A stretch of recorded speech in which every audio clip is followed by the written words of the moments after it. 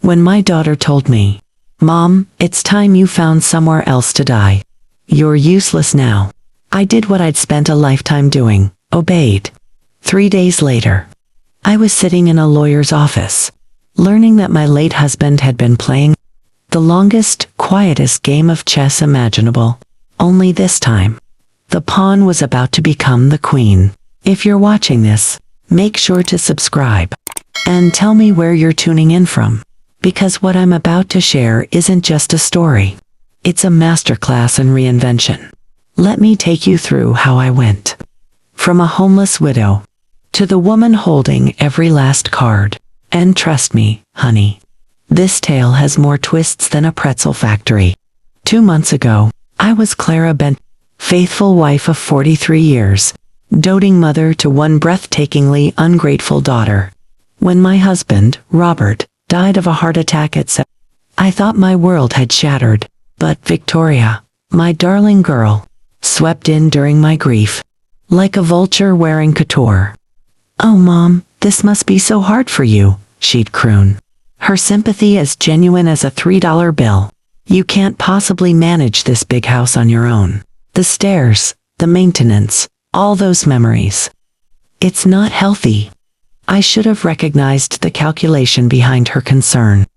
Victoria had always been Robert's little princess, the golden child who could do no wrong. When she married that investment banker, David, and began gifting us grandchildren, Richard was over the moon. Meanwhile, I was just the woman who kept the wheels turning, the invisible engine of the Sullivan family machine. After the funeral, Victoria's concern became a full-blown campaign. She and David would show up for dinner, armed with real estate pamphlets and retirement community brochures. "Mom, these places are wonderful," she'd chirp. "People your age, plenty of activities, no stress." Translation: no inheritance to share, and no inconvenient mother to house. The final blow came last Tuesday. I'd been living in what Victoria now called our house for 6 weeks, since Robert's passing, still sleeping in the guest room, because I couldn't bring myself to box up his things. Then Victoria showed up, uninvited as ever, with David and 2 oversized suitcases. "Mom," she announced with a brightness that felt rehearsed, "we've made a decision. Kevin got a promotion, and we need to move into town immediately. This house is perfect for us," Victoria said brightly. I stared at her, trying to make sense of the words. "Move in." "But this is my home," I managed, my voice trembling. For just a flicker of a moment, her polished mask slipped, revealing the icy calculation beneath.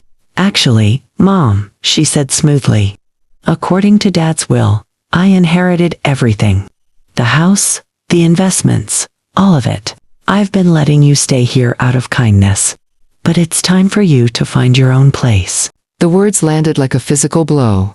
"Victoria, surely there's been some mistake," I whispered. "No mistake," she replied, crossing her arms. "Dad knew I'd take better care of his legacy than you ever could. You never understood money or investments.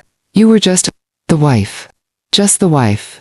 43 years of marriage, devotion, and sacrifice, reduced to 3 dismissive words.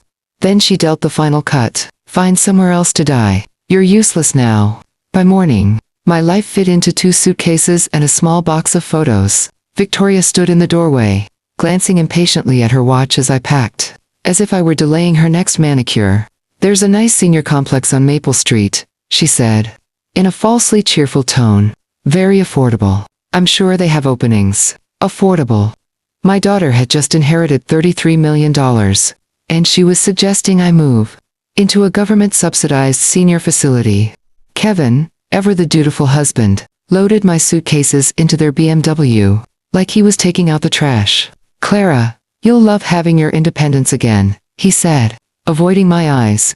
"No more worrying about maintenance or property taxes. No more home," he meant. As we drove away, I watched the house, my house, Robert's house, fade from view in the rearview mirror. The irony wasn't lost on me. I had spent 4 decades in that home, hosting birthday parties, nursing Richard through pneumonia, keeping the place running like clockwork. Now I was being dropped off at a roadside motel. Like an unwanted guest who'd overstayed her welcome.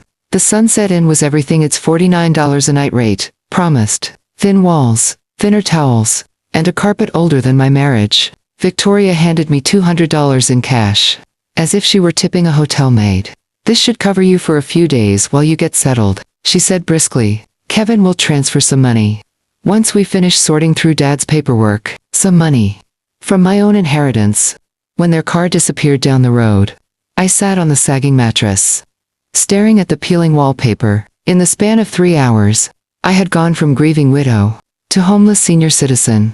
The daughter I had raised, loved, and sacrificed everything for, had discarded me without a second thought. But as I sat there, numb and hollow, something kept gnawing at me. Richard had always been meticulous about his affairs, organized to a fault. I remembered the night he'd shown me his will, walking me through every clause. To be sure I understood. I knew that will hadn't said what Victoria claimed. Richard might have been old-fashioned, maybe even patronizing about finances, but he wasn't cruel. He would never have left me penniless. The next morning, I used the motel's spotty Wi-Fi to look up Robert's attorney, Peter Fitzgerald, a name I hadn't heard in years.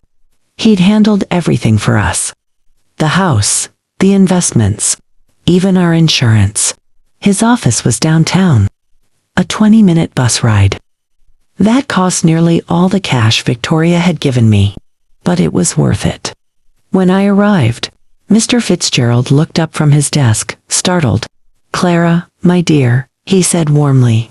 "I was wondering when you'd come in. I tried calling several times, but Victoria said you were traveling." "Traveling?" I repeated, my pulse quickening. I leaned forward. "Mr. Fitzgerald, I need to ask about Robert's will." He frowned. "Didn't Victoria give you your copy?"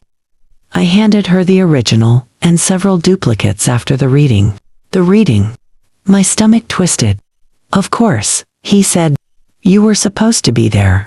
Victoria told me you were too distraught, but she'd handle everything. And make sure you received your inheritance." The blood drained from my face. That's when it hit me. My daughter hadn't just betrayed me. She'd stolen my life. "Fitzgerald, I was never told about any reading," I said, my voice trembling. "Victoria told me she inherited everything." Peter Fitzgerald's kind face shifted, from confusion to alarm. He immediately reached for a thick folder from his filing cabinet, his movements suddenly brisk and deliberate. "Clara, that's impossible," he said firmly. "Your husband's will was very clear about your inheritance." He pulled out a document and slid it across the desk. I recognized Robert's meticulous signature at the bottom, witnessed and notarized. My breath caught as Peter began to read aloud. "I, Richard James Sullivan, being of sound mind and body, do hereby bequeath to my beloved wife, Clara Ann Sullivan, the following. Our primary residence at 847 Oakwood Drive, including all furnishings and personal effects. Additionally, I leave her 70% of all financial assets, investments, and accounts, totaling approximately $23 million. My head swam. $23 million. The house? 70% of everything. Peter cleared his throat and continued, his tone sharpening. To my daughter, Charlotte Hayes, I leave $10 million to be held in trust, with distributions beginning on her 45th birthday, contingent upon her treatment of her mother following my death. Contingent upon her treatment of me. Richard had known. Somehow, he'd known exactly what Victoria would try to do. "Mr. Fitzgerald," I whispered. "Victoria told me I inherited nothing. She moved into my house, gave me $200, and told me to find a senior home." Peter's face flushed with fury. "Clara, what Victoria has done constitutes elder abuse and fraud. She's committed multiple felonies." "But she had legal papers," I stammered. "She showed me documents." He nodded grimly. "Forged, most likely, or perhaps old drafts. Your husband updated his will 6 months before his death. Because he was concerned about Victoria's attitude toward money. He wanted to ensure you were protected. The room spun around me. All those moments Victoria cutting me off in conversation. Rolling her eyes when I offered opinions. Dismissing me like I was invisible. Richard had seen it all. He hadn't said anything, but he'd been paying attention. There's more, Peter said, flipping another page. The trust provision for Victoria specifies that if she fails to treat you with dignity and respect, her entire inheritance reverts to you. I blinked, stunned. You mean? I'm saying, Peter said gently. Your daughter just cost herself $10 million. Her entire inheritance now belongs to you. Clara, you don't just inherit $23 million. You inherit $33 million, plus the house and all personal property. For a long moment, I couldn't speak. The irony was almost poetic. Victoria's greed had activated the very clause designed to protect me. What do I do now? I asked softly. Peter smiled. A touch of warmth returning to his eyes. Now, my dear, we call the police. Then we call Victoria and let her experience the shock of her life. Can she fight this? I asked. With what money? He replied. Every account she thought she controlled belongs to you. Everything except your house is frozen pending investigation. I pictured Victoria at my dining table, probably already redecorating in her mind. While David calculated how to invest my inheritance, they had no idea that in a few hours, their little empire would crumble. Peter's office turned into Command Central. For what he cheerfully dubbed Operation Justice, he called the police, contacted the banks, and coordinated with a private investigator. I sat in his leather chair, still reeling from the magnitude of what Victoria had done. Detective Rodriguez arrived within the hour. A sharp-eyed woman with a calm, authoritative presence. She studied the forged will Victoria had shown me and frowned. These are sophisticated forgeries, she said. This wasn't done on impulse. Someone with experience helped her. You think David was involved? I asked quietly. Almost certainly, she said. Forgeries like these require knowledge of financial systems. We'll be looking closely at his firm's activities. Within 2 hours, every account tied to the fraudulent documents was frozen. Victoria's credit cards were declined. The utilities she had transferred into her name were suspended pending ownership verification. At exactly 3:47 p.m., my phone rang. Victoria. Mom, where are you? She demanded. There's some kind of mix-up with the bank accounts. They're saying Daddy's assets are frozen. Hello, Victoria, I said evenly. I'm sitting in Peter Fitzgerald's office. You remember him, your father's lawyer? The one who read the real will to an empty room. After you told him I was traveling. Silence. Mom, I don't know what you think you've discovered, she began. I discovered that you're a liar and a thief, I interrupted, and that your father was far smarter than either of us realized. Her tone turned syrupy, manipulative. Mom, I was protecting you from the stress of managing all that money. You've never handled investments before. Oh, I understand perfectly, I said coldly. You forged documents, committed fraud, and threw your 67-year-old mother out of her own home. Because you thought I was too naive to notice. Mom, you're confused, she snapped. You're grieving. Someone is taking advantage of your emotions. Even caught red-handed, she still tried to gaslight me. Let me clarify, dear, I said. Not only did you not inherit anything, but your $10 million now belongs to me. Thanks to your father's clause about treating me with dignity and respect. That's impossible, she hissed. Detective Rodriguez is sitting right here, I said. Would you like to discuss the impossibility of fraud charges with her? There was a long pause. I could almost hear her mind scrambling for an angle. Mom, please. Let's meet somewhere and talk this through. Oh, we'll meet, I said. At the courthouse, when you're arraigned. You wouldn't dare press charges against your own daughter. Something cold and steady rose inside me. Watch me. I hung up. Peter was grinning. How long before she's arrested? I asked. Detective Rodriguez has enough evidence for a warrant, he said. They'll pick her up tonight. Kevin's financial records are being subpoenaed as we speak. My phone buzzed with a text from Victoria. Mom, please don't do this. Think about the grandchildren.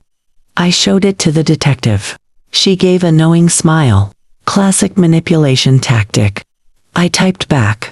I am thinking about them. They deserve to see what happens when you steal from family. 20 minutes later, David called.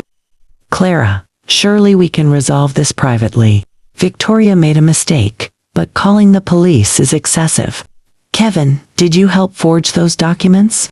He hesitated. Clara, you have to understand the pressure Victoria was under. She was worried about your mental state, about your ability to handle. So that's a yes, I cut in.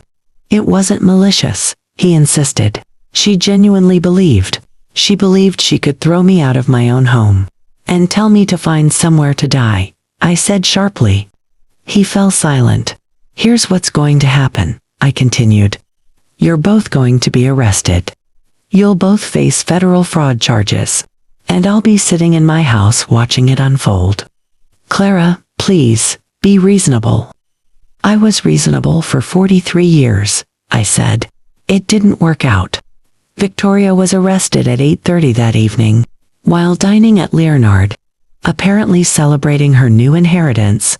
Witnesses said she screamed about false arrest and demanded to call her lawyer, Kevin's golf buddy, who had no experience in criminal law. Kevin was picked up the next morning. Investigators traced the forgeries to a printing company his firm used for creating fraudulent investment proposals. My charming son-in-law, it seemed, had a long history of deception. Victoria either ignored or shared. That night, I slept in the master bedroom of my house. For the first time in months, Victoria had already moved her things in. Designer clothes, luxury cosmetics, chaos everywhere. I packed them into garbage bags and left them on the porch. She could collect them when she made bail. The house felt different now. Not because Richard was gone, but because, for the first time, I saw it as mine. Peter called at noon the next day. Victoria's bail is set at $50,000, he said. Since her accounts are frozen, she'll have to find someone else to pay it. And David, $200,000, he replied. I smiled. For the first time in years, I felt something that had been missing. Peace. Victoria's eyes were red-rimmed. Her usual polished calm cracked wide open. For the first time in her life, my daughter looked human. I made mistakes, she said, voice trembling. Terrible mistakes. But I'm still your daughter. I tilted my head. Are you? Because daughters don't usually forge legal documents to steal their mother's inheritance. I wasn't stealing, I was. She stopped, clearly rummaging through her brain for words that didn't sound like crimes. You were what, Victoria? I asked, folding my arms. I was trying to protect you, she finally managed, from making poor financial decisions. You've never managed large sums of money. Even now, after the fraud, the arrest, the disgrace, she still couldn't say it out loud. In Victoria's world, she wasn't a criminal. She was just a misunderstood genius. Funny, I said, because your father predicted this exact moment, 6 months before he died. Her eyes flicked up, startled. What are you talking about? He told me he was worried about your attitude toward money. Your sense of entitlement. The way you treat anyone you think is beneath you. Her face went pale. Daddy never said that. Oh, he did. I smiled faintly. He said you reminded him of his sister, Eleanor. Beautiful, charming, and completely incapable of thinking about anyone but herself. He changed the will because he was afraid of what you'd do to me if you ever had control. That's a lie. I pulled out my phone. Actually, it's not. Your father recorded a video message to be played if you ever contested the will or treated me poorly after he passed. Victoria stared at the phone like it was a live grenade. He knew, sweetheart, I said softly. He knew exactly who you were beneath all the gloss and good manners. The only thing he didn't predict was how far you'd go. Play it, she whispered. So, I did. Robert's voice filled the air. Steady.com, heartbreakingly clear. If you're hearing this, Victoria, it means my fears about your character were justified. I hoped I was wrong. But if Clara is playing this, then you've proven me right in the worst possible way. Victoria sank onto the porch steps, hands shaking. I spent 43 years watching your mother sacrifice everything for this family. Robert's voice continued. Her dreams, her ambitions, her independence. She worked to pay for your college while I built my business. She gave up everything for us. And if you're hearing this, it's because you've repaid her with betrayal. The message went on for 3 agonizing minutes, each sentence slicing through her excuses like a scalpel. By now, you'll have learned that mistreating your mother has cost you everything. I hope it was worth it. When the recording ended, there was silence. Just the sound of my daughter's world collapsing. Victoria started to cry. Not the dainty, manipulative kind she'd perfected as a child, but real, broken sobs. He hated me, she whispered. No, I said quietly. He loved you enough to hope you'd prove him wrong. You just chose to prove him right. She looked up at me, mascara streaking her cheeks. What happens now? Now, I said. Now you face the consequences. The fraud charges, the investigation, the media circus. Channel 7 already asked for an interview about elder financial abuse. I might just say yes.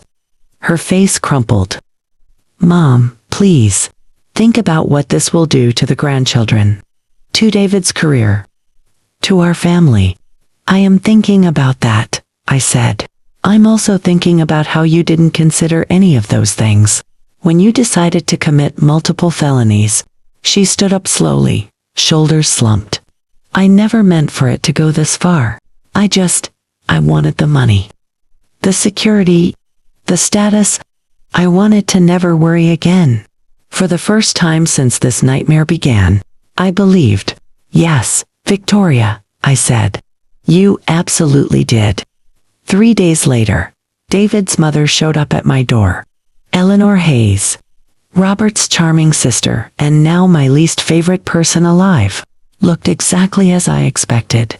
Perfectly coiffed hair, enough jewelry to blind a magpie, and an expression that said she'd never been told no in her entire life.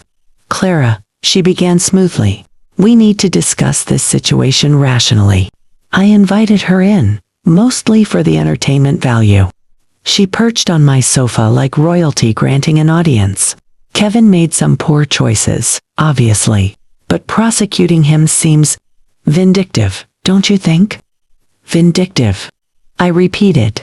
Your son helped steal my inheritance and threw me out of my own home. Kevin was following Victoria's lead, she said primly. He didn't understand the full situation. I had to admire the confidence. The woman was trying to recast her son's felonies as a misunderstanding. Mrs. Hayes, I said, forging documents isn't following a lead. It's conspiracy to commit fraud. Kevin's lawyer believes we can reach a settlement that benefits everyone, she said. All smiles. You get your house back. Victoria faces appropriate consequences. Kevin avoids the embarrassment of a trial. Appropriate consequences. I raised an eyebrow. Like a timeout. She ignored that. Kevin's family is prepared to compensate you for your inconvenience. Let's say $2 million. I nearly laughed. $2 million for a $33 million theft. That's cute. Be realistic, she said. Kevin has a reputation. A career. Sending him to prison helps no one. It helps justice, I said. Her mask cracked. Justice. You're destroying multiple families over money you wouldn't have known how to manage anyway. Ah, there it was, the Hayes family's superiority complex. To them, I was just the housewife who'd gotten lucky. Mrs. Hayes, I said calmly. We're done here. 5 million, she said quickly. Final offer. I stood. My answer is still no. Her smile vanished. Very well, but you should know, David's legal team found some interesting information about your husband's business practices. It would be unfortunate if that became public during the trial. I stared at her. Are you threatening me? Just offering perspective, she said, collecting her handbag. Sometimes the truth isn't flattering. When she left, I called my lawyer, Peter.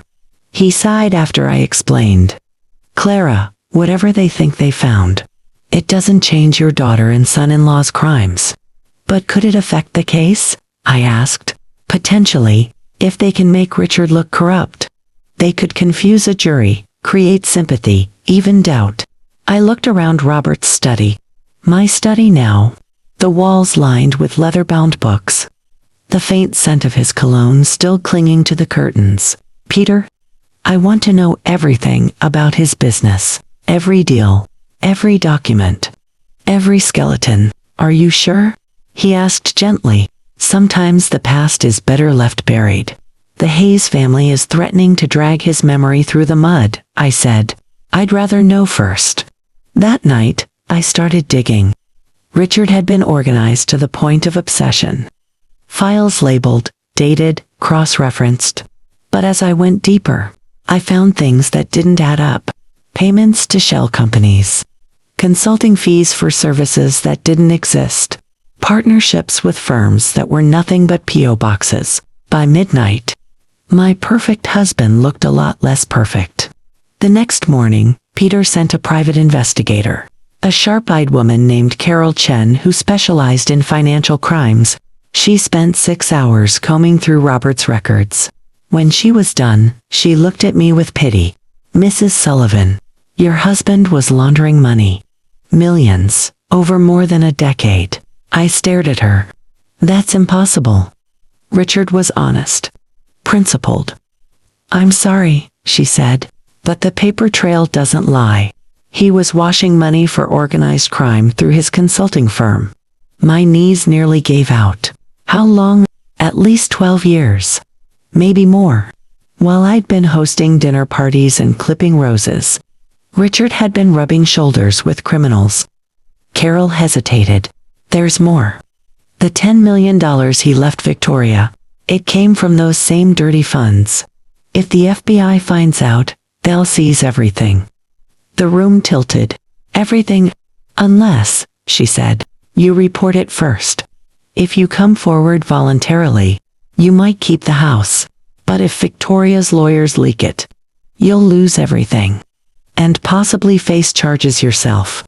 And just like that, I realized why Eleanor Hayes had been so confident. They already knew.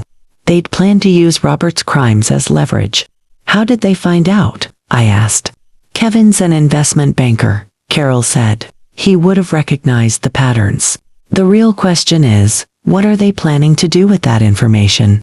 Right then, my phone rang. Victoria's name flashed on the screen. Mom, she said, voice trembling. We need to meet tonight. There are things you need to know about Daddy. Things that change everything. I looked at Robert's files spread across the desk and said quietly, I already know, Victoria. Silence. Then Victoria's voice calm, crisp, rehearsed, like she was giving a boardroom presentation. Not talking to her mother.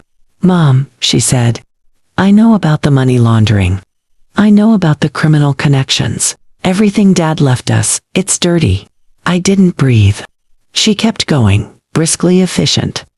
Kevin's lawyers have been talking to the FBI. They're offering a deal. Kevin gets immunity in exchange for turning over information about Dad's operation. You'd keep $5 million and the house. The rest goes to the government. No charges for you.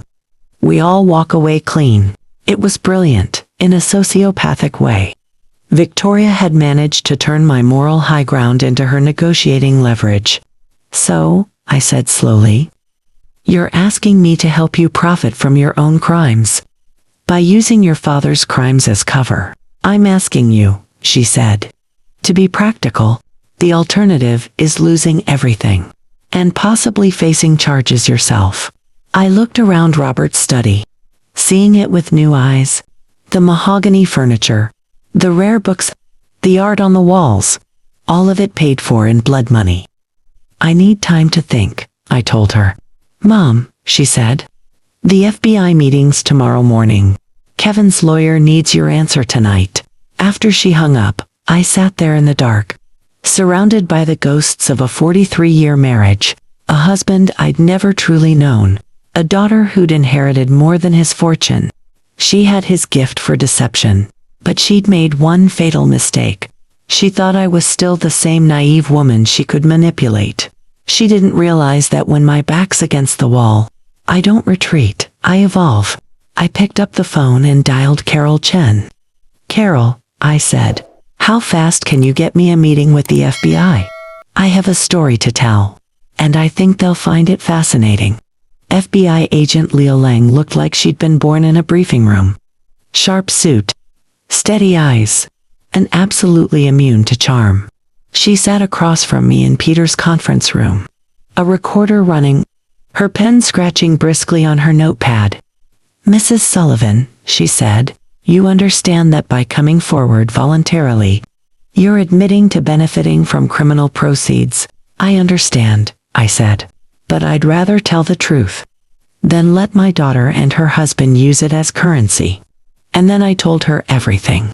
Robert's hidden accounts, Victoria's fraud, Kevin's forged documents, the blackmail disguised as a settlement offer.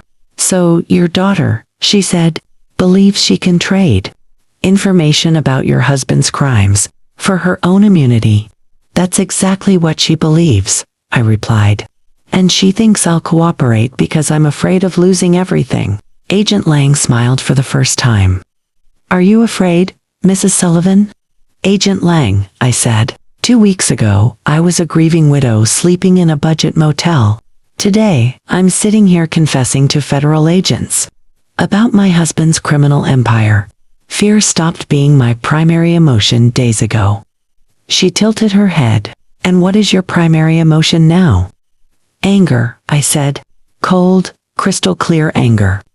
At being manipulated by people who've underestimated me for decades. Her smile widened. Would you be willing to wear a wire? 3 hours later, I was sitting in my living room, a recording device taped to my chest, waiting for my daughter and her husband to arrive. They knocked exactly at 8, both dressed like they were closing a real estate deal. Kevin had a briefcase. Of course he did. Mom, you look better than you have in weeks, Victoria said, kissing my cheek. I feel better, I said. Clarity does wonders for the complexion. Kevin opened the briefcase with lawyerly efficiency. Clara, our lawyers structured this very favorably. You retain the house, $5 million in clean assets, and full immunity from Robert's activities. Clean assets, I repeated. That's an interesting phrase. Victoria shot him a warning glance. Mom, what matters is that we're all protected. We can move forward. And the $33 million Richard left me? I asked lightly. Mom, she sighed. That money's tainted. It can't be separated from Dad's crimes. Taking $5 million is the best possible outcome. And what do you two get out of this arrangement? Kevin leaned forward. We get to put this unfortunate misunderstanding behind us. Victoria's charges disappear. My reputation stays intact. The family can heal. Misunderstanding, I said, raising an eyebrow. That's what we're calling felony fraud now. Kevin's smile faltered. I leaned back in my chair. Tell me something, David. When exactly did you discover Robert's criminal activities? Before or after you started forging legal documents? He blinked. I don't think that's relevant. Oh, it's relevant, I said. Because if you knew before, you're an accessory. And if you found out later, well, that's just bad luck. Victoria's composure was cracking. Mom, what are you getting at? I'm getting at the fact that you've been planning this for a long time. The forged will, the discovery of the money laundering, Kevin's connections to forgers, None of this was spontaneous. That's ridiculous, she snapped. Is it? I said smoothly, because Agent Lang found it quite plausible. The color drained from her face. Agent Lang, she whispered. Yes, darling, I said softly. FBI. She's been very interested in my story. About elder abuse and extortion, especially the part where you tried to blackmail your mother with her dead husband's crimes. Kevin shot to his feet, reaching for his briefcase. Clara, this conversation is over. Actually, David, I said. It's just beginning. At that cue, the door opened. Agent Lang and 2 federal agents stepped in, calm and efficient. Kevin's briefcase and their phones were confiscated before they could blink. Charlotte Hayes and David Hayes, Lang said. You're under arrest for conspiracy to commit wire fraud, elder abuse, and attempted extortion of a federal witness. Victoria turned toward me, her face a mix of shock and betrayal. Mom, how could you do this to your own family? The same way you forged documents and tried to steal from yours, I said. Except my way is legal. Kevin tried one last desperate move. Clara, you don't understand. There are people connected to Robert's business who won't appreciate this kind of federal attention. You've put yourself in danger. Lang paused mid-Miranda. Mr. Hayes, are you threatening a federal witness? I'm warning her, he said. The reality, Lang said evenly, is that you just added witness intimidation to your charges. After they were taken away, she turned to me. Mrs. Sullivan, David's warning might not be empty. Your husband was connected to some dangerous people, the Torino crime family.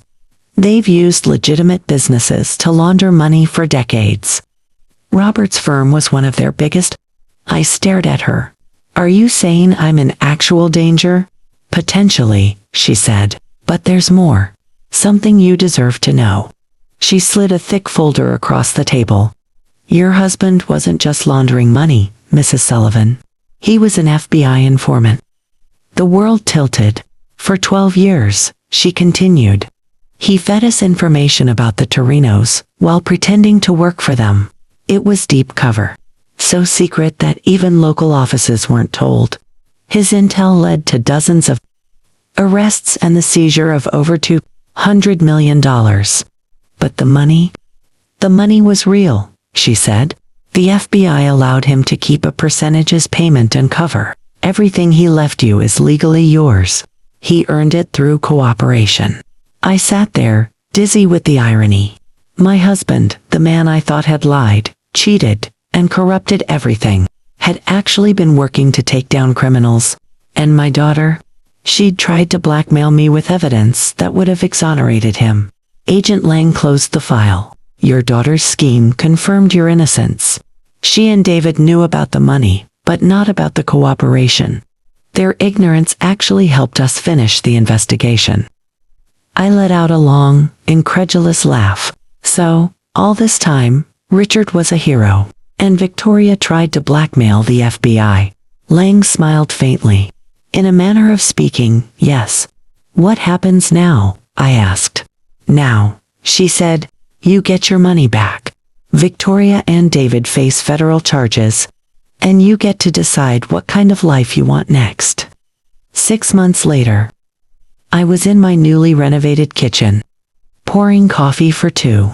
Sunlight streamed through windows that actually opened, hitting countertops I'd chosen myself. Morning, Clara, said Leah, Carol's sister, my new financial advisor, walking in with a folder. Morning, I said. Ready for our quarterly review? She smiled. Your portfolio looks great. The foundation's fully operational, and the scholarship fund's already picked its first recipients. The Clara Bennett Foundation for Elder Protection had become my new purpose. I'd used $15 million to fund legal aid for seniors facing financial abuse, and to push for stronger protection laws. Any word on the documentary? I asked. Netflix confirmed the deal.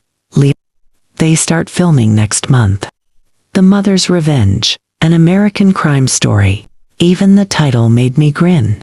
Every dollar from that series would go to elder advocacy programs. Leah, Victoria wrote again. Through her lawyer. She wants to apologize. Victoria had written 17 letters since her sentencing. Each one an emotional roller coaster of excuses and half-hearted regret. I'd stopped reading after the fourth. Has my stance on that changed? I asked. No, Leah said gently. But people can change, Clara. So can I said. 6 months ago, I was a widow sleeping in motels. Now, I'm a philanthropist with a purpose. I've changed too, just not in the direction Victoria hopes. I took a deep breath. Schedule a meeting with her lawyer. I want to send a message. What kind of message? That actions have consequences, I said. She destroyed our relationship. Her children will grow up knowing exactly why their mother went to prison. That's not cruelty. That's truth. Lyle looked at me carefully. And the grandchildren. When they're adults, they can make their own choices.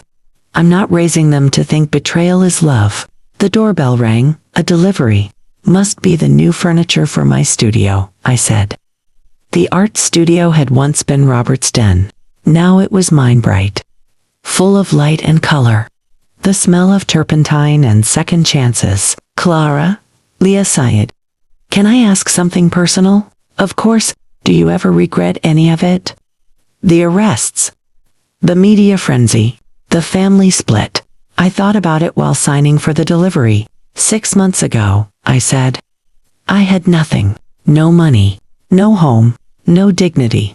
Today, I have all three, and a mission. Victoria and David showed me exactly who they were when they thought I was powerless. I don't regret seeing the truth, even if it hurt. But they're still your family, she said softly. No, I corrected. There's still DNA. Family protects you when you're weak. They don't weaponize your grief. Leah nodded, closing her folder. As she left, I walked through my home. Every corner reflecting my taste. Not Robert's legacy or Victoria's ambition. In my studio, I uncovered my latest painting, a woman standing in sunlight, head lifted, eyes clear. She didn't look like the grieving widow who'd once packed her life into 2 suitcases. She looked strong, free, unapologetically alive. I smiled, because I finally understood something. The best revenge isn't getting even. It's becoming everything they never believed you could be. Outside, the sun set behind the trees I'd planted myself. And for the first time in decades, the silence in my house wasn't heavy. It was peaceful. Tomorrow, I'd keep building the life I chose. Not the one anyone else planned for me. And if Victoria ever wanted to stand across from this version of me again, she'd need more than an apology. She'd need to become a completely different woman. And that, my dear, is how Clara Bennett reclaimed not just her home, but her power. If this journey moved you, don't forget to like, subscribe, and tell me in the comments. What would you have done in Clara's place? Because sometimes, the greatest revenge isn't about winning back what you lost. It's about becoming someone they can never break again. Thank you for watching. Until next time, stay strong, stay kind,